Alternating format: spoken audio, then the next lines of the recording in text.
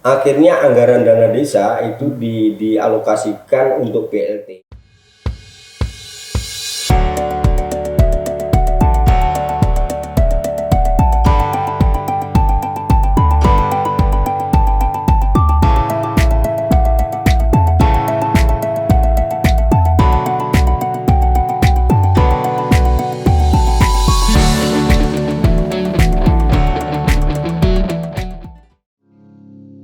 Assalamualaikum warahmatullahi wabarakatuh, kerabat Andalas TV.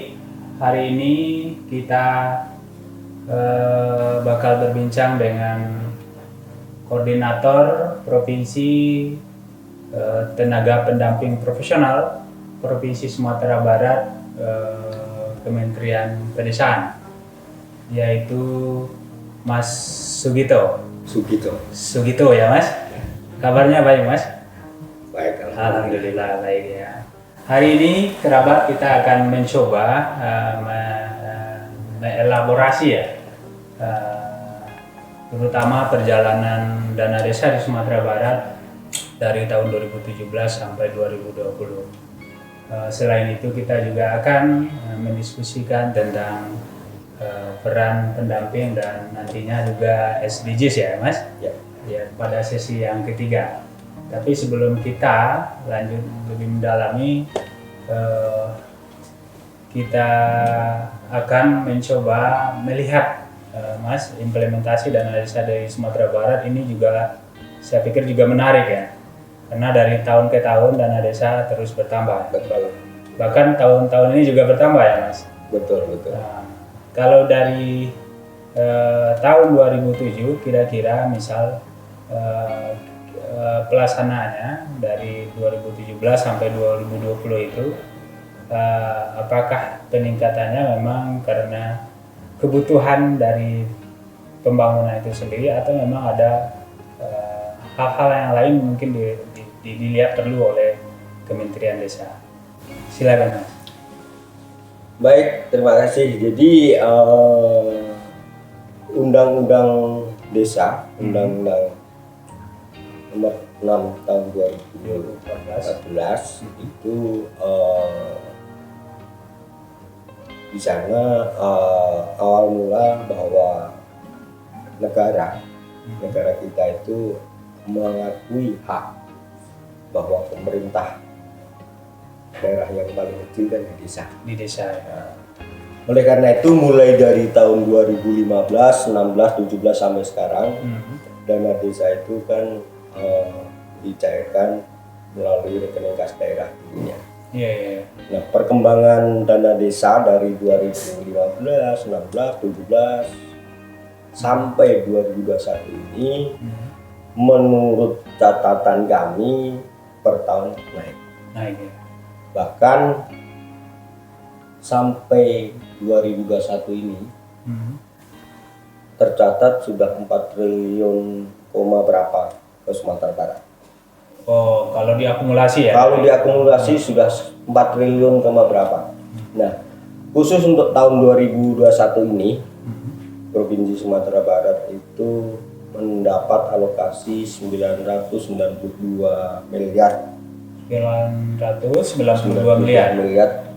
Berapa? Untuk berapa nagari? Ke 14 kabupaten kota dan 928 nagari dan desa. Nah, alokasi tersebut sesuai dengan peraturan Kementerian Keuangan dan sesuai dengan alokasinya sudah didistribusikan. Kemudian di tahun-tahun kemarin bahkan kalau kita memotret progres pencapaiannya dan sebagainya, mulai 2018-19 progres Sumatera Barat itu sebenarnya lumayan baik ya. Artinya dari serapan realisasi alokasi yang diberikan itu di atas 96% terserap realisasinya. Realisasi. Nah, di tahun 2020 sudah ada report. Sudah. Realisasi. Jadi progres di tahun 2020 itu Kalau kami potret profilnya itu terserap 96, berapa persen. 96. Jadi dari anggaran yang kemarin tahun 2020 932 miliar sekian itu terserap 96% berapa. Nah, sama dengan program-program yang kemarin-kemarin bahwa alokasi dana desa ini kan memang digunakan oleh desa sesuai dengan perencanaan pembangunan desa di masing-masing desa. Nah, disitulah kami mempunyai sistem informasi CPD yang bisa mengcapture itu semua. Jadi berapa anggaran yang sudah terserap, ke bidang mana saja, kemudian apa saja yang dibangun dan sebagainya, itu lengkap di sana. Itu lengkap di sana ya. Ya. Termasuk kendala-kendala apa aja yang dihadapi ketika ada program atau kegiatan yang tidak dapat direalisasikan. Ya. Itu menjadi catatan dari apa namanya, dari pendamping ya semuanya. Betul. Jadi kami secara berjenjang dari provinsi, kabupaten, kemudian ke level kecamatan dan desa, itu kita punya struktur pendamping dari BLD itu level desa, kemudian PD itu di level kecamatan, TA di level kabupaten, dan kami di provinsi. Nah, itu secara berjenjang kita memang diberikan mandat untuk bagaimana mensosialisasi, kemudian bagaimana mengintervensi terhadap perencanaan dan penggunaan dana desa yang sudah kami lakukan. Sebelum kita dalami itu Mas, dalam 4 tahun terakhir, misal taruhlah dari 2015, 16, 17 sampai 2020, sebagian besar anggaran itu diarahkan kemana? Pada sektor apa saja? Nah, di 2020 ini menurut catatan, karena APB desa itu kan diketokkan di akhir-akhir tahun di 2019. Akhir tahun 2019. Kemudian setelah disahkan ternyata dilaksanakan di tahun 2020, di bulan-bulan Januari Februari kita kena masalah pandemi lah ya. Pandemi ya. Jadi dengan adanya pandemi dan COVID-19 akhirnya mau tidak mau itu dari Kementerian Desa akhirnya mengeluarkan surat untuk refocusing. Nah, refocusing tersebut adalah mengakomodir bahwa desa tanggap COVID untuk menangani bencana pandemi ini. Oleh karena itu mulai tahun 2020 di bulan-bulan Februari akhirnya kita melakukan refocusing terhadap kegiatan-kegiatan. Nah, kebanyakan tahun-tahun 19, 18 itu kan kalau menurut kacamata bidang itu di desa, dana desa itu dipakai hampir 60% ke infrastruktur. Infrastruktur ya. Sisanya baru yang lain-lain. Kayak pemerintahan. Ya. 2020 akhirnya di refocusing, akhirnya di situ ada program prioritas penggunaan dana desa. Salah satunya adalah BLTDD, kemudian padat karya tunai desa. Padat karya tunai desa. Nah disitulah akhirnya APBDes di level desa sebagian besar digunakan untuk BLT, kemudian sebagian untuk padat karya tunai desa. Kalau yang BLT itu memang bantuan langsung aja ke masyarakat. Ya, di tahap awal sebenarnya BLT ini kan tadinya karena pandemi ini kan dipikir kami juga tidak bisa memprediksi bahwa itu akan begini berkepanjangan kan gitu. Enggak tahunya. Nah, plot yang awal itu sebenarnya untuk 3 bulan. 3 bulan. Jadi kita anggarkan 3 bulan untuk BLT. Iya. Nggak taunya ada aturan baru bahwa karena pandemi ini juga tetap berlangsung, akhirnya kami refocusing kembali ke 12 bulan.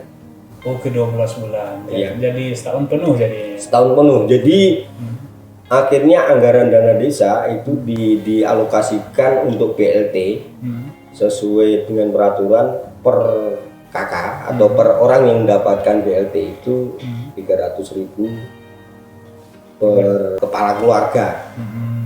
1 bulan. 1 bulan, dan di situ sampai Desember 12 bulan akhirnya terdistribusi. Oleh karena itu banyak anggaran-anggaran akhirnya terserap ke BLT dan aksi desa lawan COVID. Aksi desa lawan COVID. Kalau yang 300.000 itu untuk berapa kakak yang kemarin itu? Aturannya sesuai dengan data by name by address desa, di mana data tersebut mengacu siapa orang yang kena dampak, kemudian sesuai dengan kelasnya apakah sudah mendapatkan bantuan dari pemerintah yang BST, ya, atau program yang lain PKH dan sebagainya. Nah, kalau yang belum akhirnya kita data, kemudian kita putuskan melalui musyawarah desa, dan akhirnya ketemu berapa KPM-nya, artinya yang akan menerima bantuan ini, dan keputusan musyawarah itulah yang akhirnya jadi acuan kami untuk membagikan BLT di masing-masing nagari atau desa. Ya, kira-kira itu. Jadi cukup besar juga jadinya ya. Dan kemungkinan sebagian besar yang semula dialokasikan untuk fisik lagi dialihkan di situ. Memang benar, tetapi akhirnya karena ini kan mengingat kondisi memang kondisi pandemi ya. Oleh karena itu mau tidak mau, suka atau tidak suka, karena kondisi itu kegiatan-kegiatan di nagari itu secara otomatis ada yang dikurangi karena kita refocusing. Karena gini, pola padat karya tunai yang tahun lalu kita terapkan itu pasti akan berbeda dengan model yang pada saat pandemi. Contohnya begini, jadi padat karya tunai di desa waktu tahun 2018-19 itu kan mengacu ke model infrastruktur produktif. Infrastruktur produktif. Ya, nah contohnya itu 2018-19. 18-19 itu masih memakai model itu. Infrastruktur produktif itu contohnya untuk membuat jalan usaha tani, kemudian untuk drainase, jembatan dan sebagainya. Nah itu kan kebanyakan ke infrastruktur yang 60% tadi. Nah dengan adanya pandemi COVID-19 itu akhirnya kita refocusing arah dari PKTD di 2020 akhirnya mengacu ke model ekonomi produktif. Ekonomi produktif. Ya. Jadi di mana kita memanfaatkan tenaga lokal di desa itu, baik yang penganggur, setengah pekerja, atau disabilitas dan sebagainya, untuk bekerja di PKTD-nya desa. Di PKTD-nya desa. Nah, contoh ekonomi produktif ini adalah tadinya misalkan bangun jalan, usaha tani dan sebagainya, itu kan infrastruktur produktif. Tapi kalau yang ekonomi produktif ini contohnya misalkan di desa tersebut punya tanah kas misalkan, atau tanah nganggur punya siapapun. Akhirnya BUMDes desa itu memberikan modal untuk ditanamin apa supaya produktif, hasilnya nanti dijual ke BUMDes, akhirnya hasilnya kita irikan dengan. Nah, model yang itu akhirnya orang-orang yang kita pekerjakan dan sebagainya itu bisa akhirnya model padat karya tunai desa. Dia bekerja langsung dibayar upahnya. Juga dibayar upahnya. Iya. Artinya mereka yang sudah putus kerja atau tidak mendapatkan pendapatan semasa pandemi menjadi terberdayakan jadinya. Iya, iya. Dan mendapat upah di situ. Itu menarik juga. Dan itu tahun ini juga berjalan. Tahun ini masih tetap berjalan walaupun pandemi agak menurun, ya menurut grafiknya, tetapi masa transisi kan menurut pemerintah kan. Tapi konsep PKTB yang sifatnya itu kayaknya masih kita lanjutkan. Sebenarnya tujuan dari dana desa ini kan peningkatan ekonomi masyarakat ya desa. kan? Bagaimana dana desa itu bisa dirasakan manfaatnya oleh semua masyarakat desa. Itu sebenarnya misinya Gus Menteri kan itu, ya kan? Sebentar Mas, tahun 2020 itu PKTB ini yang ekonomi produktif tadi semua negara berjalan? Semua jalan. Itu memang dengan surat menteri, sehingga tidak hanya Sumatera Barat, seluruh Indonesia berjalan. Karena di sana ada ketentuan bahwa upah atau HOK, hari orang kerja, misalkan saya bekerja di situ per hari misalkan 100.000 itu ya. Jadi dana tersebut untuk HOK-nya itu memang ada ketentuan 55%. Jadi dana biasanya untuk membangun sebuah jalan atau jembatan yang konstruksinya sibilnya gini. Nah, ini tidak memanfaatkan tenaga benar-benar teknis, tapi memanfaatkan tenaga lokal. Tenaga lokal baik setengah pengangguran atau nganggur atau orang-orang yang ada di desa, sehingga itu akan menambah masuk atau secara ekonomis dia akan mendapatkan. Itu konsepnya begitu. Dan sampai sekarang memang tetap itu dijalankan dan berkembangnya kegiatan ya tergantung apapun yang ada di Nagari atau di desa. Contohnya misalkan PKTT untuk membersihkan sungai atau membersihkan drainase atau memang model-model ekonomi produktif itu yang disarankan oleh Gus Menteri begitu. Hasilnya menggembirakan ya Mas? Menurut catatan memang menggembirakan, tetapi ada hal-hal yang berkeluh kesah juga, itu wajar. Karena kan tadinya di desa saya misalkan sesuai APB ada 3 kegiatan fisik yang harus jalan. Tetapi dengan kondisi pandemi dan refocusing tersebut akhirnya satu kegiatan harus ngalah karena dialihkan ke hal-hal yang sifatnya untuk penanggulangan COVID itu. Oke, tentang dana desa tadi saya pikir sudah cukup, dan kita rehat sejenak dan nanti kita lanjutkan soal tenaga pendamping dan perannya di Nagari. Demikian.